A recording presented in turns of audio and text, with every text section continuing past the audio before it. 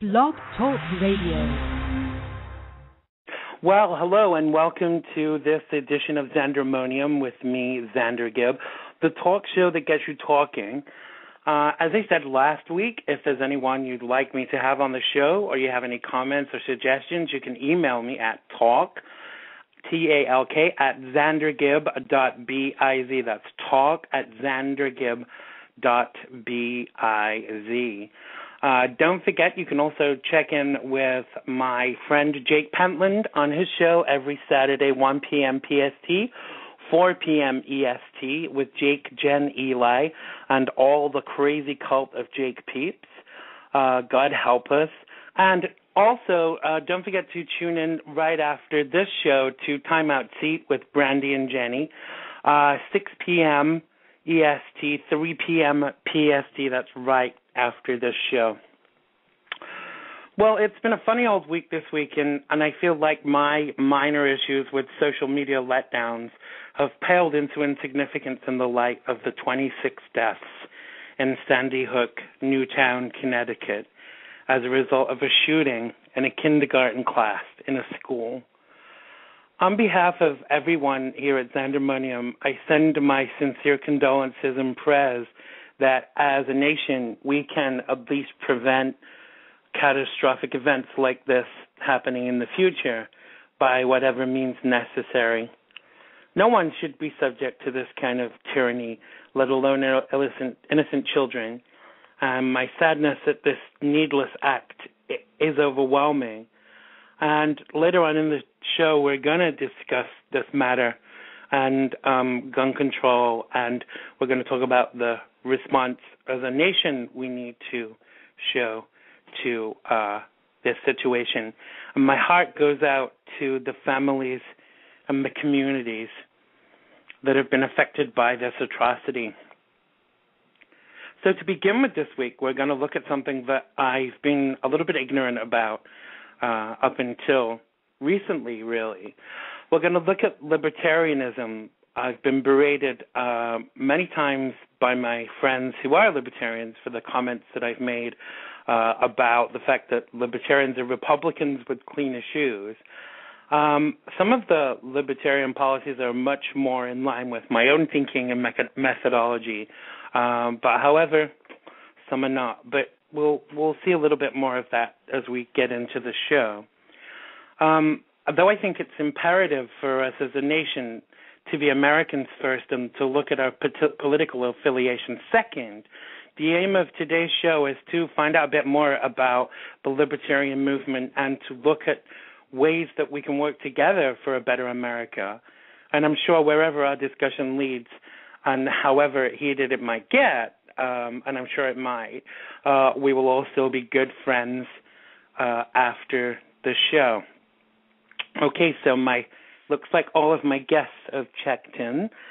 Let me first of all introduce you to Tony Losacco, who is a self-confessed libertarian and a free thinker. Hey, Tony, great to have you on the show. How are you? Great. Thanks for having me on. Good. I'm just going to introduce the rest of the guests, and then we'll get some discussions going. I haven't got any names, so I'm just going to take the first guest off hold and see who it is. Hello, guest number 2. Who are you? I'm Spencer Knight. Hey, Spencer. How are you? I'm doing well. How are you? Good. I'm very well, thank you. So you're an economics major at Campbell University, and you're on the governing board of the Young Libertarians. No, I'm not psychic. I was given this information as part of my research. So welcome to the show, Spencer. Thank you. And also, my final guest is someone I've known for a while via Twitter and other social mediums. Her name is Jen Knight, and she's also a libertarian and founder member of the Real Feminists, taking back feminism from the bra burners, nags, and intolerant left. I give you today Jen Knight. Welcome, Jen. Hello. Hello, how are you doing? Great, how are you? I'm fabulous, apart from that it's raining and freezing cold in New York City as per usual, but I'm guessing it's like that everywhere today. The same in LA. Well, I feel a little bit better about that then. Okay, so what I'd like to do, I'd like to read you a couple of statements that I've found as a point of reference about libertarianism. And then I'd kind of like to break it down a little bit more and look at how libertarianism differs to republicanism, because I think most people, like myself, have an ignorant level of thinking that the two are one and the same. And in fact, I've found from my research that they're totally different in some ways. So let me read this statement, and then we can see where we start from there. So libertarians support maximum liberty in both personal and economic matters. They advocate a much smaller government, one that is limited to protecting individuals from coercion and violence. Libertarians someone's whistling. Libertarians tend to embrace the individual responsibility, oppose government bureaucracy and taxes, promote private charity, tolerate diverse lifestyles, support the free market, and defend civil liberties. There's no consensus on the precise definition of libertarianism. The Stanford Encyclopedia of Philosophy defines libertarianism as the moral view that agents initially fully own themselves and have certain moral powers to acquire property rights in external things. Wow. Now that blows you away from the beginning. So let's start with you, Jen. How much do you agree with what I've said? Is what I've said too general, or how does it sit with how your views are? It was pretty general, but I agree with those principles. Among libertarians, there are differences among how it should be implemented in public policy, and also how a lot of libertarianism is very idealistic, and right. So sometimes there's a debate that goes on within libertarians, like, okay, well, we know this is the ideal, but what can we realistically accomplish? Right. So Tony, how does those statements sit with you and your thinking and beliefs about libertarianism? I pretty much agree, actually. I mean, it's a pretty broad tent. I know a lot of political parties say that, but I mean, you have libertarians on the one end who are basically anarchists, and you have, like you said, the libertarians with cleaner shoes, so to speak, that are really Republicans that don't want to admit it. You would get hit with that today at least once, but okay, carry on. I deserve it. Go on. I think there's a level of that within any governmental, any kind of like party affiliation, like even with Democrats and Republicans and any of the other parties, there are extremes, and there is kind of people that have middling views, and there are people that are kind of totally opposite ends of the spectrum, but would still consider themselves to be affiliated to that party. So, Spencer, let me come to you. What does the libertarian movement? How does it appeal to you? And is it your mom's influence that started this off for you, or did you kind of have an influence? Did you have an interest before your mom's affiliations? Well, the first part of your question about what was it? How I got into the movement, or what kind of sparked your interest initially? Okay. I've always been very interested in politics, like from a very young age. Whenever my dad would take me to work, and we would listen to talk radio shows. He would have me listen to Rush Limbaugh and those guys. So I kind of grew up more as a social conservative kind of person until I started looking into things and asking questions. And it was specifically my dad's younger brother, actually, my uncle, who showed me a video on YouTube, like a Ron Paul documentary. I'm like, this guy's pretty smart, and all this stuff makes a whole lot of sense, and I like it. I'm going to research this a little more. So that's kind of how I got started in it.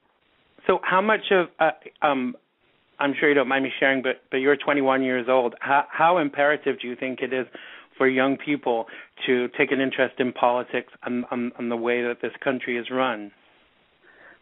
Actually, I'm 18 years old, but you're 18 years old. I don't know why I thought you were 21. Okay, it's no problem. But I think it is very important, especially with this coming new year and the fiscal cliff and all these wars that we have going on, and all these civil liberties violations with the National Defense Authorization Act of 2012 and various other acts that have been put into place that makes it very easy for government to intrude in our lives. And I think it's very important that people understand what can actually happen to them if they don't go along with what they're being told to do. Absolutely. And I think that one thing that kind of really hits home to me is that I think that most people from other political affiliations think that the people involved in those affiliations just agree 100% with everything that the leader of that group says. And clearly that's kind of not the case. I mean, I consider myself to be a Democrat, but there are things about Democratic policies that I certainly don't agree with. So I don't think there is always a general consensus of everything with party policies with everybody involved in that party per se. For me, one of the the big issues I had about libertarianism was with some of the things that kind of Ron Paul would say and his ideologies, as opposed to Gary Johnson, because they seem to be not at two opposite ends of the spectrum, but they seem to be at issue with their ideologies. How do you feel about that, Jan? I can see that, where there are some differences in their policies. And the Ron Paul people kind of there were some people that were his followers that were a little on the kooky end of the spectrum, and that kind of gave the whole Ron Paul movement, it kind of discredited it a little bit in the mainstream. But it distracted from a lot of good points that he had. And so I think that's the challenge with any candidates in the Libertarian Party, is kind of, and within the Democrat and Republican Party as well, is keeping that lunatic fringe from defining your movement. And do you feel that that's been damaging to the Libertarian movement? Yeah, because I think on the one end, I think Democrats see, you have a lot of anarchists within your party. And then the Republicans say, you're just people that want to just legalize drugs and have everyone get high, and that takes away from the whole message. Huh? Absolutely. I mean, I kind of think, just for me, I mean, I'm openly gay, and one of the things that really kind of drew me to libertarian ideologies was that they were pro-gay and pro-same-sex marriage. But I saw something on the TV last year in the run-up to the elections with Ron Paul saying that he wasn't pro-marriage. And then in all the research that I was doing to pro-gay marriage even, and in all the research I was doing as a lead-up to this show, I was seeing that all of his bumps said that he was. So it kind of becomes a little confusing for people on the periphery of the movement. What do you think about that, Tony? I think that it was, there's no other way to say it, an orchestrated campaign against Ron Paul and then later Gary Johnson to discredit him. I mean, there were people, I was outraged at one story with Ron Paul, and you have to understand, I'm coming from a Republican background where I was a Republican conservative, and then said, wait, these views conflict. You can't be for less government on one hand when it comes to programs and then want to rule people's life on morality.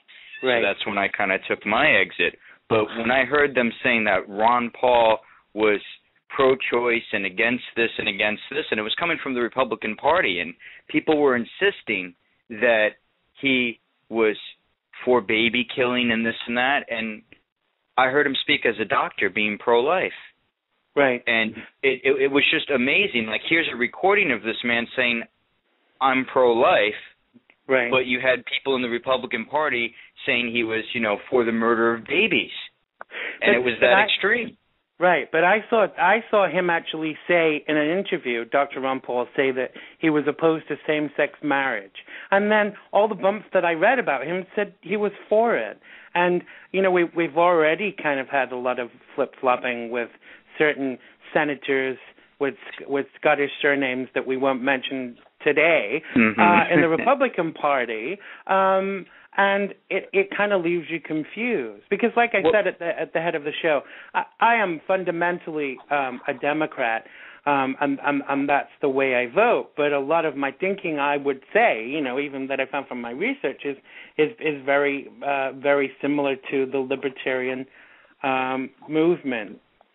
Well, I think that sometimes you look like, as a Libertarian, depending on what your personal persuasion is, I sound like a walking oxymoron. Right. I'm on the one hand, we had this discussion, I remember, for gay marriage. Right. And gay rights. But on the other hand, me, being homosexual myself, I got accused of being a hater and anti-gay because I defended the rights of Chick-fil-A to support the groups that they wanted to. Right. And it seemed like a contradiction to everybody else out there saying, wait, you can't be pro this and tell these haters they have rights. And my perspective was, no, they have free speech rights too. That doesn't make them hating. But I support the issue of equality, right? But they're people too with their First Amendment rights. So when you get into Libertarian, basically it says it all, liberty, personal liberty, where you balance between your own beliefs and your own opinions, your own morals, but you keep your morals to you, and it's live and let live. So I think that could cause some confusion, whether it's Gary Johnson, Ron Paul, or myself, whereas we separate our own moral standards from what we're going to impose upon other people. From kind of people that I speak to, friends of mine who are libertarians and are in their 20s and 30s, kind of see Ron Paul as this real out there, forthright leader who's going to take America into its next phase.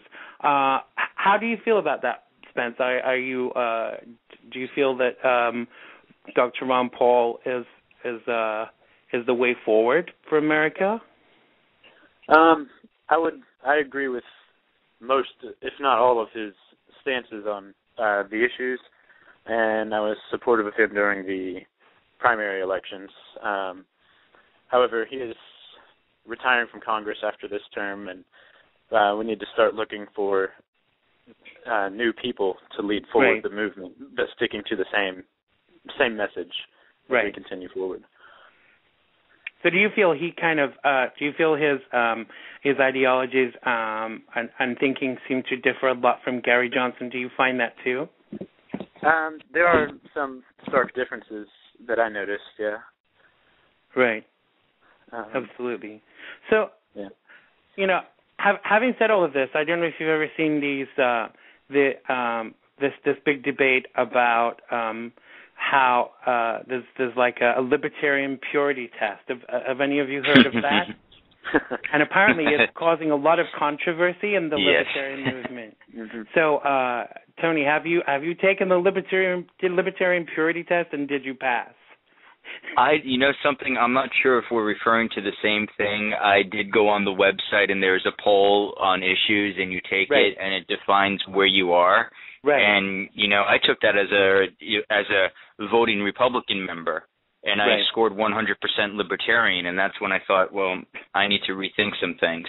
Absolutely. What about you, Jen? Have you heard of the Libertarian purity test, and have you taken it, and what was the outcome, if you did? Yeah, I'm not sure if it's the same answer as Tony. I'm not sure exactly if we're referring to the same test, but I did take a test where you score in different quadrants, and I was completely libertarian. Right. Spence, what about you? Go on, sorry. Mm-hmm. Sorry, Jen, go on. I cut you off. Go on. I was going to say that what you said earlier about with the gay marriage, I think where some of the disconnect comes in is there are people that are very socially conservative in their personal life and Christian, right, or whatever religion they might be, but are still libertarian and are still for the rights of gays to marry and also just for the government to be out of the business of marriage altogether. And I think that goes along with a lot of the civil liberties. There could be people that you're conservative in your own life, but you don't want that imposed on other people, because when you start imposing that on other people, you never know when the tables are going to be turned and someone's going to try to impose their views on you. Absolutely, and it brings into question the whole thing about the separation of church and state, because the majority of the opposition to same-sex marriages and people being homosexual, etc., is more to do with religiosity than anything else. Because you take religiosity out of the process, then it's all about equality, and so there's no argument really if we have a separation of church and state. May I say something? Yep, absolutely. Okay, I could not agree with Jen more. I mean, that's exactly how I am. You know a little bit about me personally, how I have very high moral standards of my own that I hold myself to, be them religious, Christian, or otherwise. But the thing is, I will not hold. And people don't understand how it's possible, how you could have these standards but not hold somebody else to them who's, say, a pagan or something else, you know? Right. And the idea is these standards are mine. I'm going to live by my own standards, but I'm not going to impose my standards on somebody else, because who's to say they're not going to come back and impose their standards on me? Absolutely. It's all about the maximum freedom and liberty of the individual, as long as they're not directly harming anybody else. And that's a big distinction with Libertarian. We're not like for go out and kill everybody or murder everybody and anybody does whatever, but unless it's a direct harm to another human being, live and let live. Right, absolutely. Sorry, Spence, I didn't get to you about the Libertarian purity test. Have you seen that? Did you do it? And how did you score? What did it say you were? I have not seen that one specifically, and if I have it, I don't remember it. So no, I haven't taken it. I mean, I think most people think they're quite silly, but I took the test and I was kind of surprised. Well, I wasn't surprised, but kind of it said that I was a libertarian. So I guess I must be a closet libertarian. Not that I'm a closet anything, of course, but I was thinking that it was going to come up with that I was a stupid fat homosexual, but it said no, I'm a libertarian. So we'll go with that. So there are 4 points that jumped out at me about libertarian thinking, and I wanted to kind of see if you could help me break those down a little bit. So I'm going to read all 4 of them, and then we'll just break each one down and have a little look. Number 1, self-ownership. Number 2, the power to appropriate natural resources. Number 3, enforcement rights, prior restraint and rectification. And number 4, anarchism and the minimal state. So let's start with self-ownership. In a nutshell, and I'm going to pose this question to you, Spence. What does that mean from a libertarian perspective regarding self-ownership? I would say that self-ownership is where you don't rely on other people to make sure that you have things that you need, but you go out and do things for yourself. Right. Specifically relying on the government to give you what you need or to tell you what is best for you to do. You need to be an adult and make decisions and just, think for yourself and figure out what would be best for you, and don't just rely on other people telling you. Absolutely. I think a lot of what you've said is whether you term that as libertarian thinking, but it actually sounds like a lot of common sense to me, as do a lot of the ideologies of libertarianism. So would you agree with that, Jen? Yeah, and I would also add just kind of that, to me, one aspect of self-ownership would be that my body and my things are not the state's. they're mine. Definitely not. Yeah, that I have the ownership over that, and that can go into property rights as well. Right. No, absolutely. Tony, what about you? Actually, that's one of my biggest distinctions is the self-ownership. We have a victim society today in this country, and it's sickening. I don't know how else to say it. It's sickening where nobody wants to take ownership for themselves. And, you know, it was a movie. I can't remember what movie. It might have been the Karate Kid or whatever, where it said, much power comes much responsibility. Right. Well, with maximum freedom comes maximum responsibility. Take health care, for instance. I do not want the United States government in its dictatorship powers telling me I have to buy health insurance for my own body. That is absurd. I agree with that. It's my body. However, now here's where people will say, you can't have it both ways. If I'm telling the government that, stay out of my life and my body, then when I get in a car accident and I don't have the money for a hospital, then I die in the street. Right. Because I made that choice as a free individual, so now I'm owning up to the responsibility of that choice. So are you saying you disagree with social medicine, or that you don't, or you just don't want to be told who you have to get that medicine from? What are you actually saying? I disagree with all forms of government programs, social programs, if you would, and this is coming from somebody in the social work profession, because I believe that individuals help people more, and people can help people more effectively from the government. So I don't believe the government should control, should, for instance, tell us how many calories are in our sodas, what's healthy, what's not, what to do with our bodies, be it a woman's right to choose, be it my own right. Seatbelts. I take very bad issue with the seatbelt law. It's barbaric. I mean, that's my body, my choice. I hear that, but that's a rule for a reason. It's not just about control. It's not about control. It's about making sure that you don't go through the windscreen. Wait now. Whose choice is that, though? Whose right is it to exceed my choice of whether or not I'm stupid enough to go through a window or not? Because I'm not harming. See, this is where the absurdity of government comes in, and that's what I'll call it.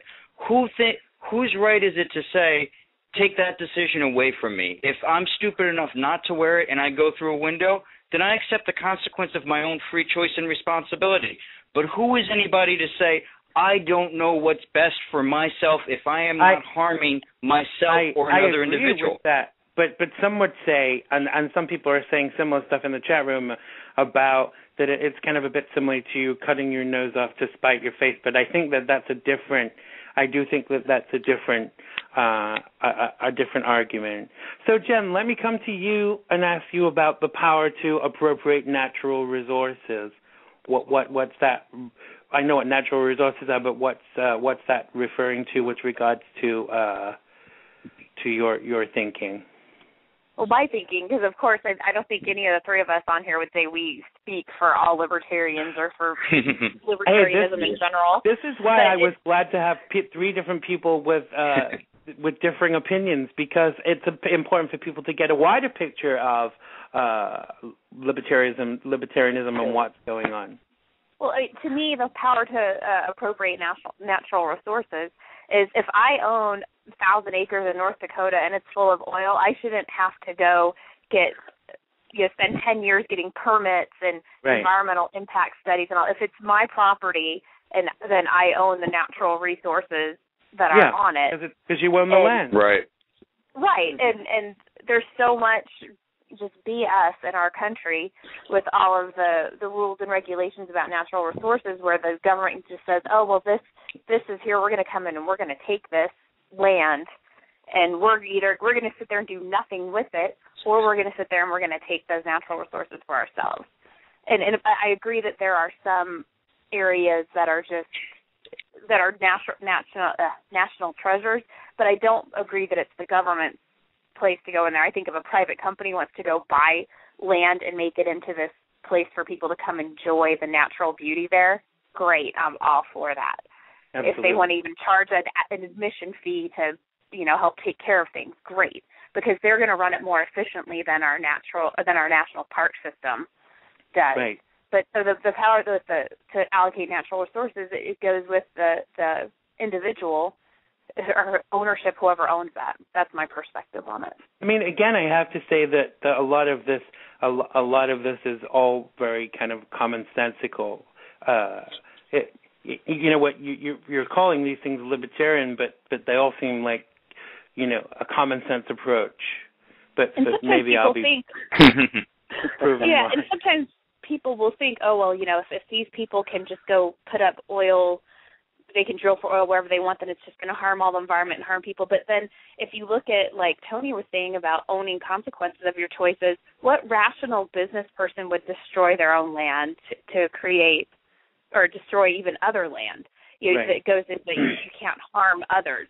So you have to really look at all sides of what we're saying when we say things like this, because it doesn't mean that a company would want to do anything or a person want to do anything to harm something else. Okay, let's look at the next point, and maybe you can respond to this, Spence, about enforcement rights, prior restraint, and rectification. To me, that kind of seems like it's talking about criminal acts, as in, like, if I were to violate someone else's rights, what would be the proper consequences for that? Right. So according to John Locke, who a lot of our libertarian philosophies are founded on, in his second treatise of government, said that there were 3 natural rights that all men had, and that was life, liberty, and property. And so the way we view things is that your action is only considered a crime, or only should be considered a crime, if it violates someone else's rights to life, right. or to liberty, or to property. And when go ahead. No, sorry, go on. Okay, and but when you have violated someone else's rights, then it's the government's responsibility and duty to step in and rectify the situation. Right. But I guess it's like the thing about legalizing marijuana. It doesn't actually hurt anybody else for you to do it. Right. So it's silly that it's actually a law that says you cannot smoke that substance and put it into your body. Right, yeah. Is that a good example? Or It's a very good example. Right. Another thing that a founding principle in libertarian philosophy is the non-aggression principle, right. Which states that any use of violence or force, whether the result of that is beneficial or damaging or neutral to the person who commits it, is inherently illegitimate because it is the initiation of force, and right. because of that, it is violating someone else's rights. Mm-hmm. And so that kind of serves as like the basis for libertarians being against victimless crime laws, such as the seatbelt law. Let's face it, in some states you can still marry your cousin. You can still marry like immediate family. So I mean, there are some laws that are just like so damn archaic that why are they on the books? You know? Yeah, exactly.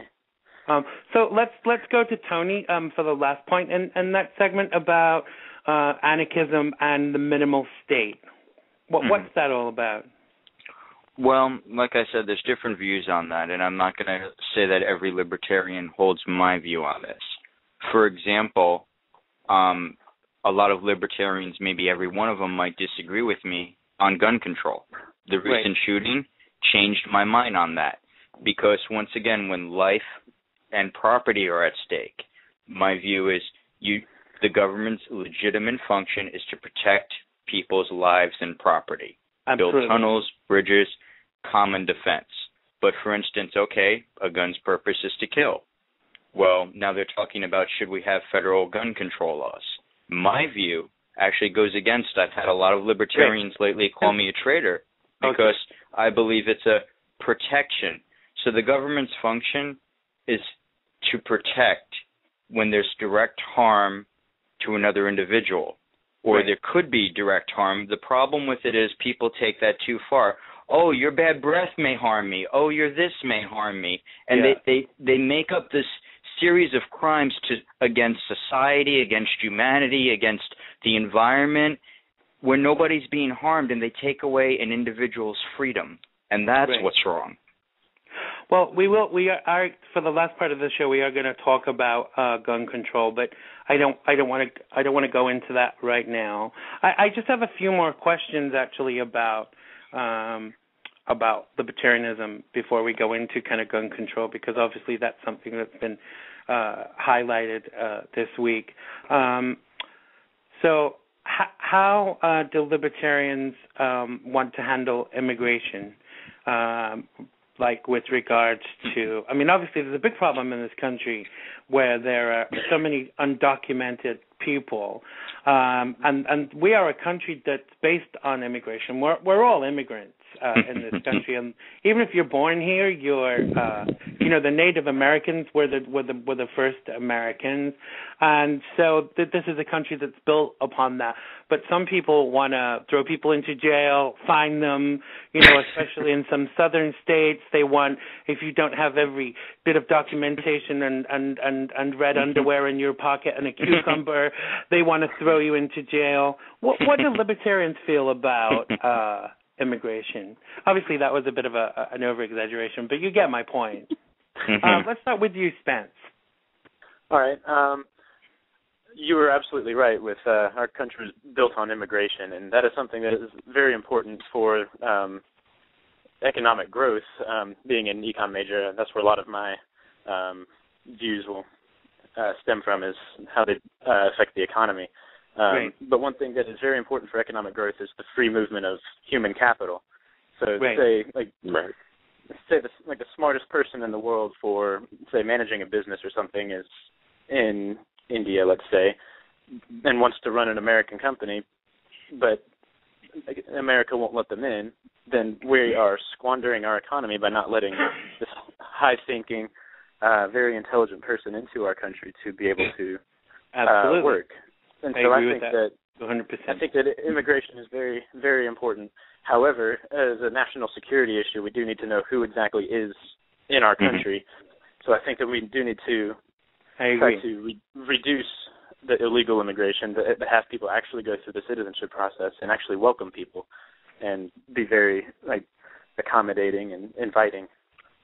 I agree with everything you said 200%, because I think we complain all the time about the economy, but if we actually if there was an amnesty and they said everyone that's in the country that's illegal at the moment, you come to a local government office, we'll put you on a citizenship program, we'll give you documentation, we'll give you everything you need. You start to pay taxes. If all of the illegal immigrants started to pay taxes, the country would be financially a bit better off. And I think most people that are in the country illegally would welcome that. All this about fining people and sending them back to Timbuktu to re-register and do not pass go and buy a box set of Sex and the City before you can come back is ridiculous, because that's not going to encourage people to come out of the shadows. And the other thing about this is that we need to know who are here. There are some people that threaten our lifestyle, our country, and our culture, and they're obviously not doing it in full view of the world. Jen, how do you feel about the immigration issue? I agree with all of that. The thought of the government having to send all of those people back, and just what a bureaucratic nightmare that would be, because they would never do it in anything approaching efficiency. No. And they have so much to contribute, but then the national security things are definitely needed. But the corollary that goes with immigration is abolishing or severely reforming the social programs, because that a lot of them do come here and we spend a lot of money on the welfare or the Medicaid and all that, and just either getting rid of those programs completely or saying, okay, when you can come here, but for X amount of years you can't have any kind of public assistance, because we want to encourage. How is that unfair, though? How is that not unfair, is it? If you've not paid into a system, why should you be able to take out of it? Exactly, I agree. That's why I should hope. So if you're going to come here, so prove that you're worthy of being a part of this great nation by contributing to it. Right. And I don't know that other libertarians would agree with me on that, but that's just my personal belief, that if we want to really attract the best and the brightest to come here, don't give them coddling, because if I were to go move to Mexico or France or whatever, they're not going to give me a dime if anything happens to me. No, you know. No, absolutely. So why should we do that and attract the moochers from other places to come here? Hey, Jim, but if you move to England illegally, within 6 months you'll get a house, you'll get regular income, you can even get a car, and all of these things. I think England has made it too easy. Really? You pay a huge tax rate for it too. Yeah, absolutely. And it's the taxpayers that pay because when you've paid into a system like they do in the UK, when you get to 60 or 65, whatever it is now, because they change it every other week, you're entitled to a state pension because you've paid into that. Now people that are paying into that now will never get a state pension because they've used it all on immigrants that have come into the country that have not paid into the system. Right, and so like and I would like to have more people. I would like to have more taxpayers here actually paying taxes and doing things to contribute to society. But I think the average person who is in this country legally would be happy to do that because I agree. Because I think for the most part, I mean, and I know I said that kind of facetiously about moochers, but I don't really agree with that. I'm just kind of being silly, right? Because the cool. people that do make the effort to come here, they are the ones that they were dissatisfied with whatever life they had there, and they had enough gumption to get up and go somewhere where they could and change their life. So I don't think that the most part of them are moochers, but I do think that we make it too easy for people to get social safety net programs. Absolutely. So I know from my ongoing interactions with you, Jen, and Tony, and I've not really kind of interacted with Spence before, but even though we have different party affiliation, it makes no difference with our aims and objectives because we are pro-America before we are party people, as in political party people. Hey, pass me a drink, dude. So. How does the Libertarian movement see working on a bipartisan level with other parties to improve the United States of America as a whole? Maybe you'd like to field that one, Spence. All right. One very important thing within libertarianism is individualism, and so we would welcome bipartisan efforts to help society. However, according to Hayek, another Austrian economist, I just can't stay away from the economist today, but according to Hayek, there's a thing called local knowledge, where I know best what's going on in my specific area than anybody in another area or even the government. Therefore, the decision-making should be left up to me or people within my community. So what I think we should do is, on the federal level, just make less and less effort to change things and just let communities and states work it out. And we'll see what works, see what doesn't work. And then if something works really well in one state, then another state can try it. And if it works well there, too, then it can continue to spread, but it may not work in every state because there's so many different cultures and everything.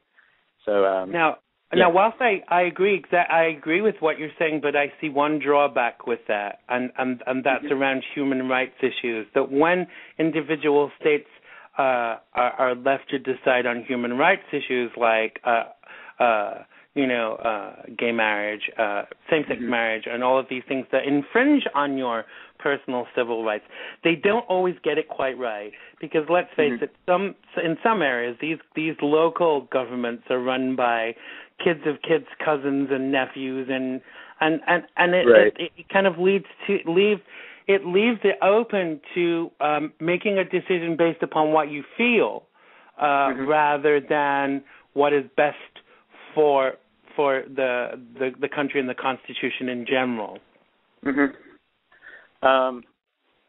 There again, I would go more to individuality rather than government. I think that there should be no government legislation at all on any sort of civil liberties, like gay marriage and that sort of thing. But that each individual should be able to decide, and if there is a church or whatever that wants to perform same-sex marriages, then let them do it, and that no government has the right to tell them that they can't perform it. No, I hear that.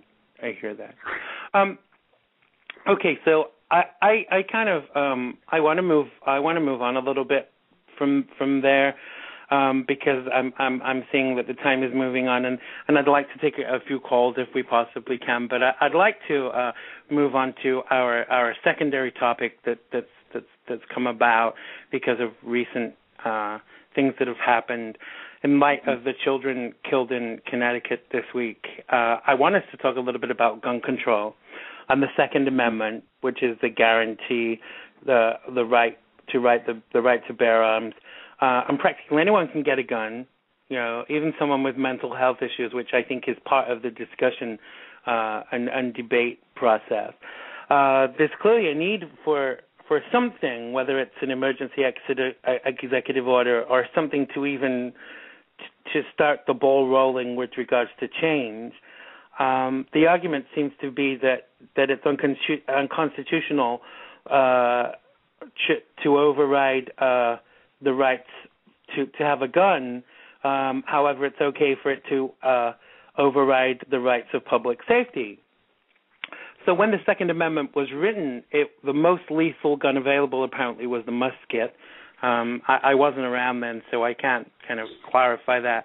But how can we not see this part of the Constitution as being outdated and needing of some radical overhaul in light of what has happened recently and over the past few months with all of these incidences of shooting in the United States?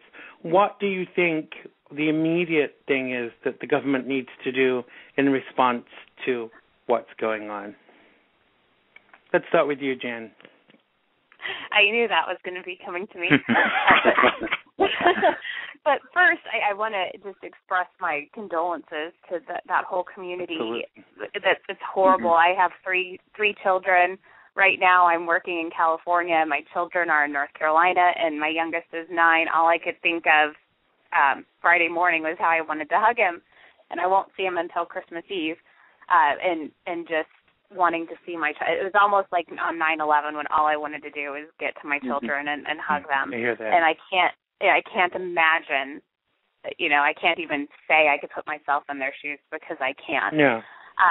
But as far as the Second Amendment parts and what the government could do, I think even as far as an immediate thing, the biggest thing I think would have the most impact and not take away rights unnecessarily is something with mental health, whether it's saying, okay, if you're under treatment for this, then you cannot get a gun, or if you're on these drugs, you can't get a gun, because it seems like that is the common thread. They're all have had mental health issues. Right.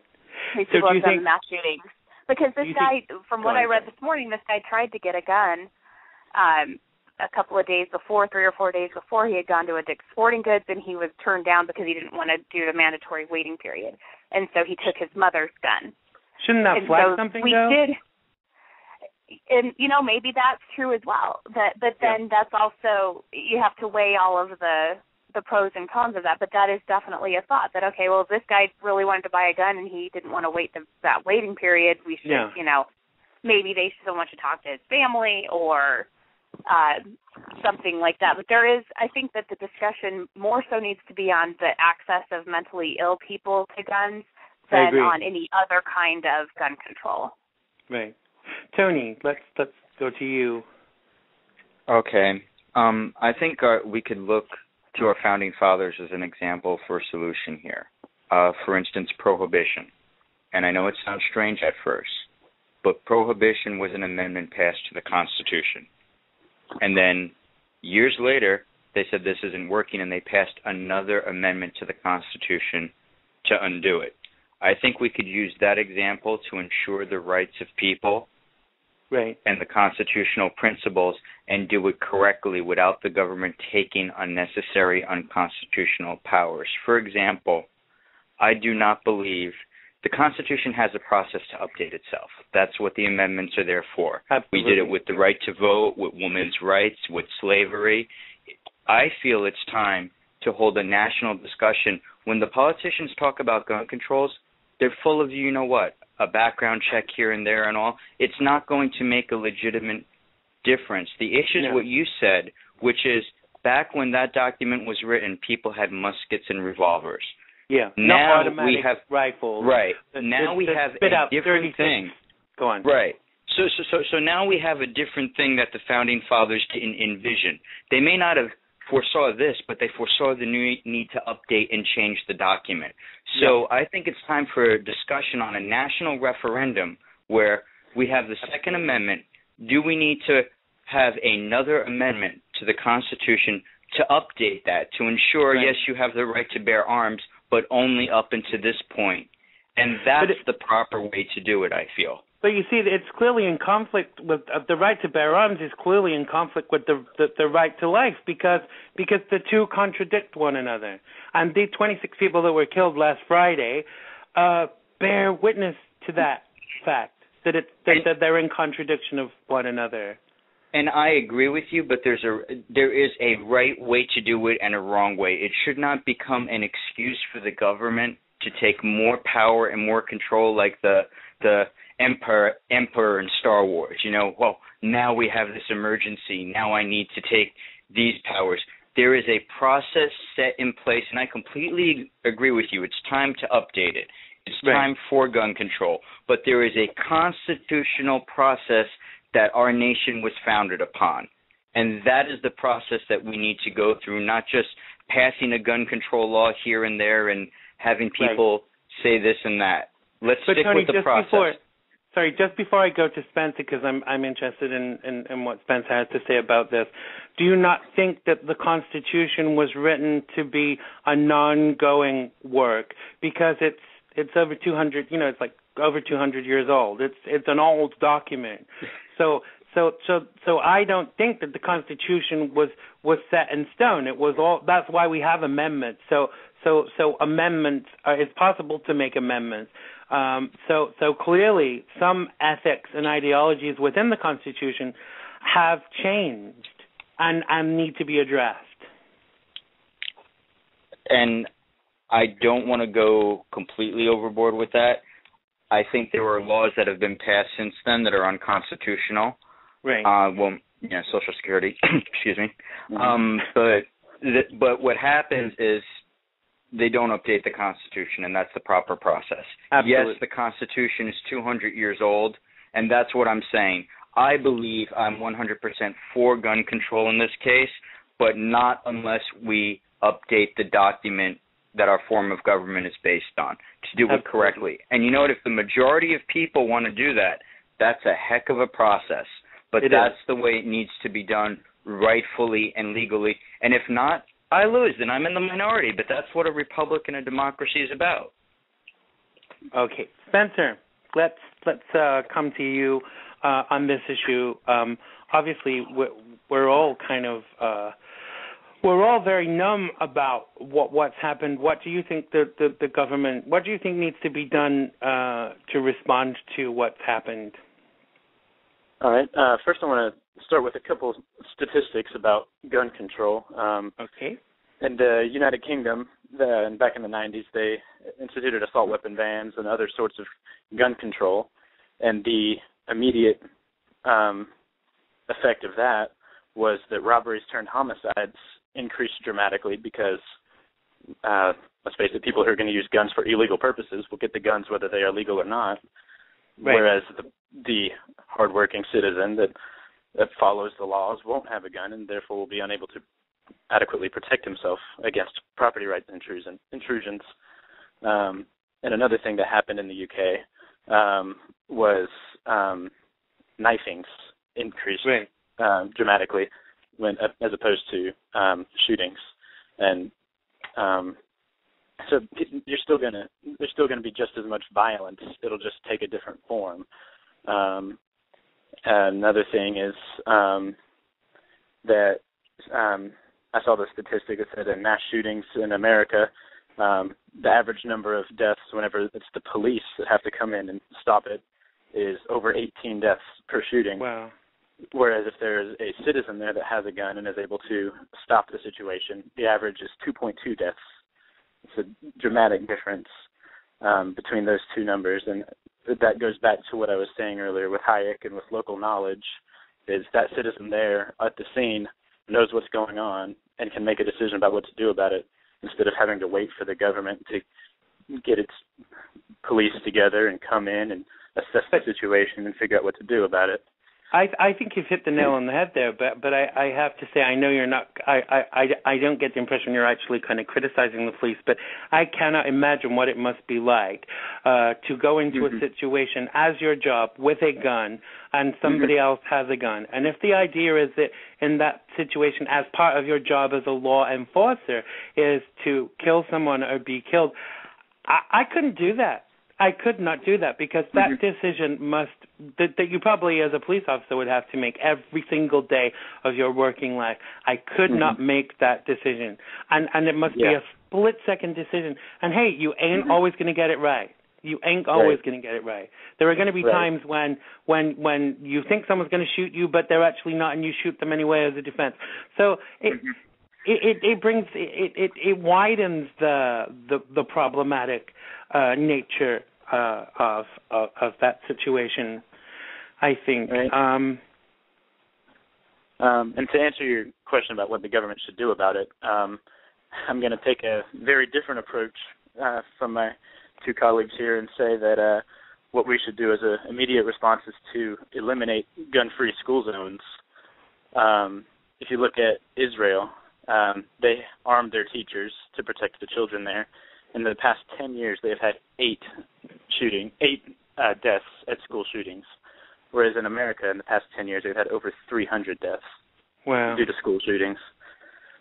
And so I think that if teachers and administrators were allowed to have firearms and were given the proper training on how to use them and that sort of thing, then such situations like we had this past weekend could have been stopped before they got out of control, like it did. Right. I mean, what do you, Tony and Jen? What do you think about what Spence just said? Let's start with you, Jen. I agree with them. I had seen the same thing, and I know where he goes to school in North Carolina. I know that there are quite a few teachers that would do that if they were able to, and they are trained. Right. And I wouldn't. To me, I wouldn't just want a teacher to just go buy a gun and have a gun there. There would need to be training on how to use it, how to store it, because obviously you don't want kids to get access to it. But I was having this conversation either on Twitter or Facebook with someone the other day, and they made the point because someone said, "Oh, I wouldn't want my kid's teacher to have a gun," and they said, "Well, then why do you want your kid in the room with that person if you wouldn't trust them to have a gun?" You know, if you don't have the level of trust to trust them to have a gun, why do you trust them to teach your child in the first place? And I thought that was a really good point. Yeah. No, I agree. I agree totally. Tony, go on. I think you had a point there. Well, I agree and I disagree. I'm somewhat in between on that. I think that a better idea than arming teachers, and once again, this is where libertarians can differ. I believe in more government in this case for security and safety of our own children, meaning in Florida here where I'm from, we have police officers in every school and not enough of them. I would support having police officers and creating a national school police, trained law enforcement officers with social work and counseling experience who would normally throughout the day be helping the school and the kids, but who have the arms and the weapons and the training to protect our children. So I think that might be a better thing to look at than maybe just issuing weapons to teachers, for instance. But that's just a personal opinion. Instead of that, could we not, instead of using all that money to hire all these, this state school police or federal school police, instead of doing that, we could just use that money and train the people already there how to use these things instead of having to go through hiring all these people and training, and we could just save a whole lot of money, and it would have pretty much the same outcome. Well, Joe just made a point in the chat room. I'm trying to keep an eye on the chat as well. She just said a lot of people would decide not to be teachers if that was a requirement, and I tend to agree. I wouldn't want to work in a job as an educator where I had to have a gun. I mean, what are we coming to? What are we coming to when a teacher would have to go? You know, I have a lot of friends that are teachers. My friend teaches over in New Jersey. Sometimes, you know, there are issues around violence. Sometimes kids bring knives into school and all of these things. I mean, I just wonder what we are coming to in 2012 that we would have to arm a teacher with a gun. Even in light of what happened on Friday, I think we need to go back a lot further because what we're not doing as a nation is we're not learning from these incidents. We're not taking on board the need for change, and it's idiocy really, because you can't. I can't. I mean, I cried all day on Friday, and I'm not ashamed to say that. It destroyed me to think that someone has got to that point where they've gone into a school with a gun and killed children and teachers, and the teacher is shielding the kids and gets killed in the process. I detest that we live in a society where that kind of thing is still happening, and it's the time for debate was a long time ago, and it's radical change that's required now. Because even one more death of anybody, whether a child or an adult, is too many in the time that we wait to ensure that these things are. I don't think you will ever prevent these things from happening, but trying to prevent them is what's important. May I just clarify something I said earlier? You can. Okay. When I was talking about a school police, I thought about it a little more. I'm not talking about the TSA has been one of the biggest disasters ever. I mean, that's a personal opinion. I mean, I'm not talking about, and I just thought of how it might have sounded, the creation of some new federal organization or new federal police force. I am talking about doing it on a local community level, and I'm not saying your idea is wrong or mine's right. There's no easy solution. That's the truth. No, but I did want to clarify, I am not for the creation of some new federal agency. No. Okay. Let's because we have got some time left. If people can still stay, let's open up the phone lines. Let's take some questions. Let's hear what you think. You can call us on 347-884-9061. That's 347-884-9061. Now, people are talking in the chat room about the fact that this man was 20 years old and had a mental health problem, and obviously he did not get the help he needed. This for me is part of the discussion too. I don't know what you guys think, but I don't believe that it's always easy to spot that someone's going to kind of go off the boil, and I don't mean that phrase. That's the nearest thing I can kind of come up with, and I don't mean that in a flippant way, but you can't always tell when someone is going to do something like that. I mean, even trained mental health professionals can't always predict when someone's going to go and do something. But I don't know, Jen. I'm not a parent. You're a parent, and in fact, I didn't say this at the head of the show, but Spencer is actually your son. Wouldn't you as a parent, wouldn't you, if you saw signs of something that concerned you, wouldn't you address them with him and then take the matter further if you felt you had to? Absolutely. Absolutely.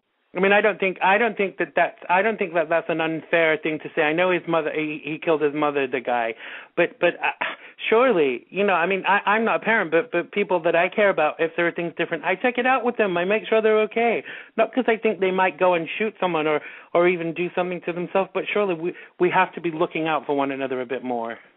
And that's the thing, and I did not pay a whole lot of attention to this case yesterday because it bothered me so much Friday. I just had to go on with normal life yesterday and ignore it. But what I had heard, and I'm not 100% sure if it's true, that he got these weapons from his mom and that they were not locked and secured, right. or if they were, he was able to get around it. So I would think, especially if I had, as a mother, if my son was showing as much problems as this guy had, I mean, they have gun safes that you can only access with a fingerprint. Right. And so you lock up, if you still want to be armed to protect yourself, then you put your things in that kind of a safe that you know that they can't get into. Absolutely. Or if you really see a lot of signs, then you just go ahead and you say, oh, I'm not going to keep this kind of thing in the house because this person is not stable. Right. So I don't understand that part of the story, and maybe more will come out as it goes on, because you definitely have got to be responsible about this kind of thing. But why? I understand. I know people that live in rural areas and they kill to eat. They kill deer or whatever as part of how they survive. And I understand that, but I think that for a lot of people are saying that owning a gun is an outdated ethic. I understand if you want a handgun to protect yourself and you've got that in a lockbook.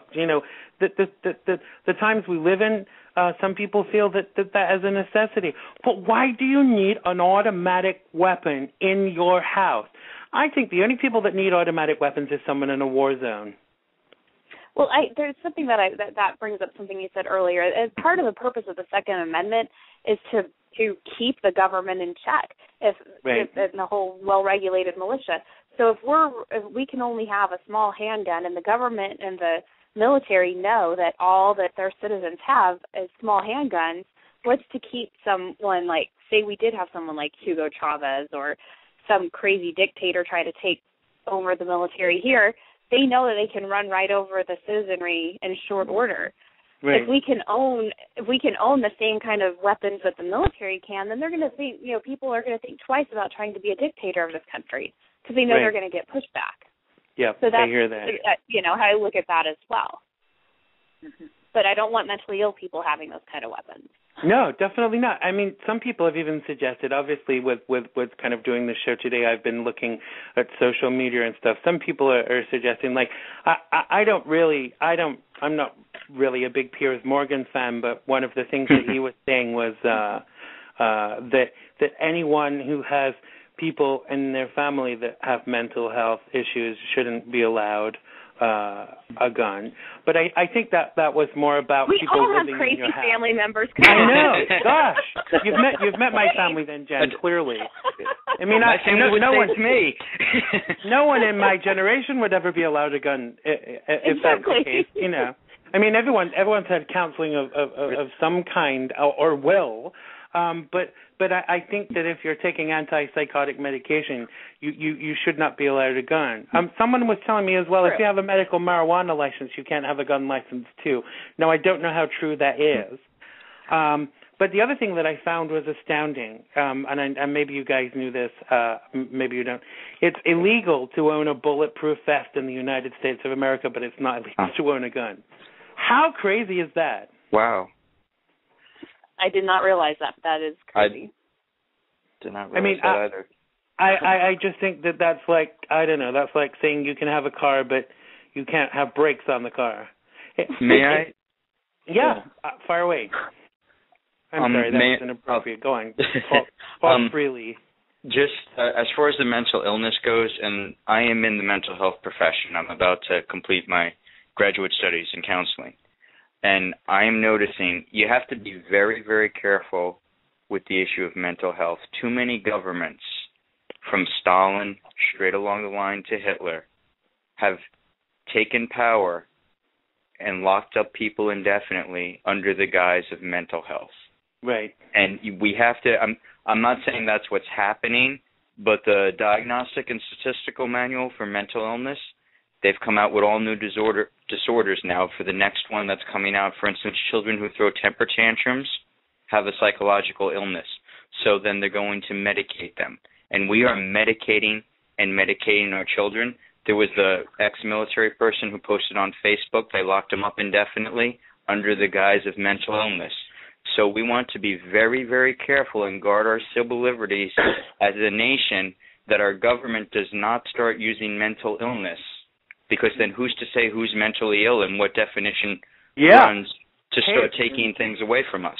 There are people in the government I would question their sanity, really, and I won't mention names today, but there really are. There are people in leadership roles that I would question their sanity, and even people that have vied for leadership roles, people that have stood for president, I've questioned their sanity. But one thing, and kind of we often talk about this, Jen, about how about the importance of compromise and about the importance of kind of seeing more about what we agree on and what we don't agree on. Surely, if they are going to change the policies, there must be a point that we can all agree on. Because I think people are seeing the phrase gun control as stopping people from having guns. I mean, personally, I don't think anyone should have guns. I don't like them. They scare me. That's just my opinion. But if it's a right of living in a country that you're allowed to have a gun, that's one thing. But there should surely be some level of control over who can have a gun, how old you need to be to have a gun. It's no different to saying that a 12-year-old can't drive a car. A 12-year-old might be able to master the way to drive, changing gear, whatever that might be. But they're not mature enough to be able to use that wisely. That's why we have a law of people being 21 to drink alcohol. Some people are suggesting that a ban for anyone under 25 to have a gun. How do we feel about that? Let's start with you, Spencer. I would be opposed to that. Not mostly, but partly because I just turned 18, which means I'm now eligible to own a rifle. I would not like to wait another 7 years before being able to do that. But right now we do have some gun control laws in America. Like what you were just mentioning about ages. In America, you have to be 16 years old before you can buy a knife, like any kind of knife, a pocket knife, anything. Right. You have to be 18 before you can buy rifles or shotguns, and you have to be 21 before you can buy a handgun. I think that those controls are enough, if not too much. Right. I mean, I don't know. I see it from both angles. I think that if you are going to let people under 25 have a gun, there kind of needs to be a reason for it, and that's not to be discriminate about someone's age, but I think maturity comes into it. You're 18 years old, and you seem probably more mature than most 30-year-olds that I know. However, there are some 18-year-olds that I wouldn't even want to let them drive my car. So why would I give them a gun? What do you think about age limits with regards to owning a weapon, Jen? I'm with Spencer there because it becomes a slippery slope whenever you're legislating anything like that, because then who's going to come back and determine if you're ready for something or not. Right. And like you said, some kids at 30, I wouldn't want them to have one, but no. And some of it goes back to how they're raised with guns. I mean, my 9-year-old, he shot for the first time a few months ago, but obviously in a very controlled environment, and he doesn't have any access to any firearm other than when we were at the range.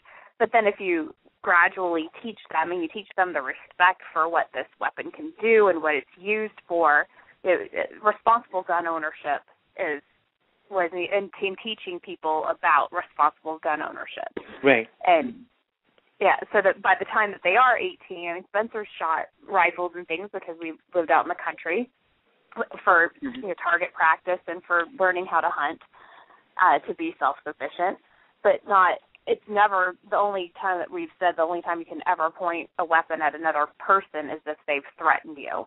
Right. And they're taught that from a young age. Wow. And so to me, the whole age thing, it's hard because, you don't want someone irresponsible having a weapon, but at the same time, you just don't want arbitrary things that the government could come and keep you from being able to defend yourself. I mean, Joe just raised two interesting points in the chat room. She's saying about, if there was an age, like a minimum age, like 25, that would be ridiculous because they're sending people to war at 18 to shoot people with a gun. Yeah, I thought that too. And people, and the same thing is people are going to be crazy, that people are, and I shouldn't use that word in that context, but people are going to do evil things. They're going to find a way to do it, whether it's going and grabbing the meat cleaver out of the kitchen and stabbing someone. They're going to find an avenue for that. Yeah, I mean, let's face it. If you want to kill someone bad enough, you don't need a gun to do it. I mean, not that I've sat and thought about it. Well, actually, that's not true. With a book that I was writing, I actually thought about ways to kill someone without actually using a weapon. So if you want to kill someone, you're not always going to kind of wait to be old enough to buy a gun, are you? Someone told me the other day, and I was astounded at this, that I could drive down to Harlem and buy a gun for $200, and that frightened the shit out of me. To think that someone could go to some person in Harlem and buy a gun for $200. I mean, they didn't tell me who it was, or I to be honest, I would have been right, immediately on the phone to the police. Call me a narc, call me a snitch, call me what you like. I don't like that kind of stuff. But that scares me to think that I could get in my car, drive down into the city, and buy a gun for $200. Oh, and Joe just told me that you can buy a bulletproof vest, a concealable vest made of gold flex Kevlar, in all different sizes. So maybe I've been misinformed, but I've seen that several times this week about it being illegal to buy a bulletproof vest. Gold would be a good color too. Yeah. Don't shoot me. I'm looking swaggering. I don't know. I think that what is important is that if nothing else, that they start to look at these issues and look at ways we as a society and as a country can begin to effect change. Because if we don't and just wait, again, it's kind of a bit like, I liken this a bit like to there was a hurricane a few months ago, or last month, or whenever it was, in New York, and before that there was one last year, Hurricane Irene, and they set over all these recommendations for the power companies, what they should do and get sorted out in time for the next hurricane, and they didn't do any of them. So when the hurricane came again, the power went down, and some people are still without power because they didn't learn from the previous occurrences. And I think, unfortunately, what's the adage? If we don't learn from our past mistakes, we're always going to repeat them. And I hope that's not going to be right in this case, basically. Mm-hmm. I think we all agree with that. Absolutely. Well, I think that's a good point to kind of bring it to a close on. I think that this has been a very interesting discussion, but I want to thank you all for being on the show, but I actually want to thank you all as well, because I have to tell you, up until a couple of years ago, I wouldn't even be open to discussing anything over and above what I felt was right as a Democrat in my mind and my ideologies, because well, I don't know why, but I had to kind of question myself that if I consider myself an educated, free-thinking person, I have to start looking at other people's point of view with regards to politics, because I do it with everything else. Why wouldn't I with politics? And the funny thing is that changing my thinking has made me see all of these things in different lights. But I think that, and it's funny, Jen, because we've talked about this too on Twitter, about the way forward for all of the parties is to see what we have in common and use those things as a basis to work from, because if not, we're all going in a different direction. We're all, fundamentally, we're Americans. We live in the USA. That's what should be our primary thing in common. And even that as a basis to work from is a good point to start. Yes. Absolutely. So I'm going to go around all three of you. First of all, I want people to know where they can see your writing, see your work. Let's start with you, Jen. I know you're involved. You said you're on a hiatus, a little bit of hiatus at the moment with the real. I'm sorry. Let me refresh my notes. The Real Feminists. I was going to say the Real Femmes, but that sounds like a group of gay guys. The Real Feminists. I know that's on hold at the moment, but tell people where they can read your blog, where they can find you, where they can get your information. Okay, on Twitter, I'm something about Jen, something ABT Jen, and you can interact with me there. I also am a contributor to UnitedLiberty.org, and that's a libertarian website with different authors and contributors. Cool. Okay, Spencer, tell us a little bit briefly about your involvement with the, sorry, I'm referring back to my notes, the organization that you're on the board of. It's called Young Libertarians. Right. Myself and one of my colleagues that I met over the summer named Danny Oliver, we started it over the summer.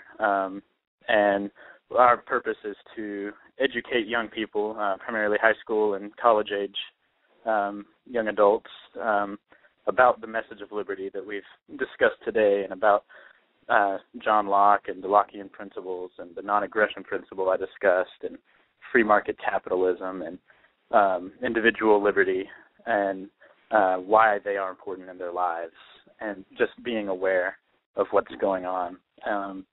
And we do have a website. It is younglibertarians.com, and also on Facebook, where it's at facebook.com/younglibertarians1.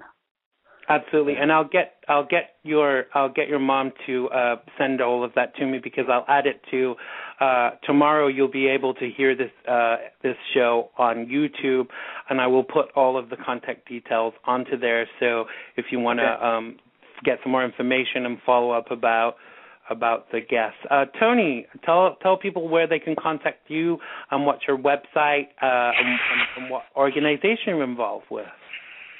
Okay, well, basically, this is a real test run for me, as you know. I always give my opinions on my Facebook page, and I interact with people quite frequently, and I don't take any side. I just take the side I believe is right. So I'm waiting to see possibly a feedback from this and see if I do start my own blog or talk show or whatever. It really depends on how people feel about my views and how they interact with me. Absolutely. Somebody unfriended me yesterday because they didn't like what I said on gun control. And the funny thing is, I said this to you on Facebook as well. If people have a problem with you having an opinion, even if it differs from theirs, then they shouldn't really be in your friends list anyway. Mm-hmm. Do you guys agree with that? I agree. Spencer? Yes, there's no problem.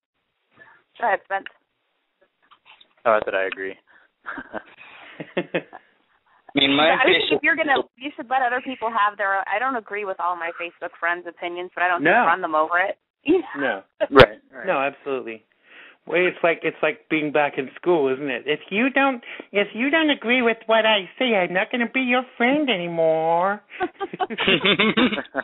Okay, well, that's a perfect note to end things on. Thank you very much to Tony, Jen, and Spencer for being my guest today for what has proved to be a very interesting discussion.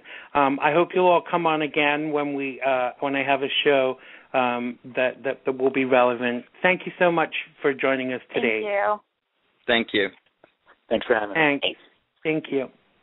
Bye-bye. Well, that is the end of another show. Thank you once again to Tony Losacco, Jen Knight, and Spencer Knight for contributing to me learning a little bit more really about the libertarian movement and also the discussion that we got to at the end about gun control. I don't know. I feel personally that radical change is required, and we do have to learn from the tragedies that beset us. Or as Joe just pointed out to me, the line is that we'll be condemned to repeat them, and that to me seems like a rather scary situation. I want to leave you with a thought today. What is more unconstitutional, gun control or children being killed in their classroom with an automatic weapon? I want to close today's show by once again sending my deepest condolences to the families and the community in Newtown, Sandy Hook, in Connecticut.